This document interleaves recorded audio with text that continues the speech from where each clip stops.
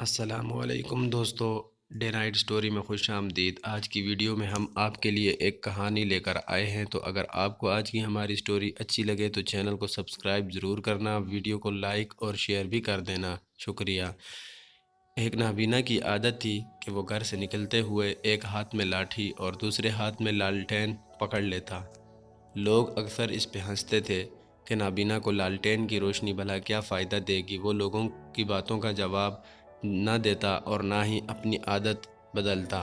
ایک شام گھر واپس لوٹتے ہوئے چند آوارہ لڑکوں نے اسے گھیر لیا اور آوازیں کسنے لگے، بابا جی آپ تو اندھے ہیں، پھر یہ لالٹین کیوں پکڑ کے گھومتے رہتے ہیں؟ نابینا نے تھک ہار کے جواب دیا، یہ لالٹین میں ساتھ اپنے لیے نہیں بلکہ تمہارے لیے رکھتا ہوں، ایسا نہ ہو کہ بینائی رکھنے والے لوگوں کی زد میں آ کے میں جان سے ہاتھ دھو بیٹھوں۔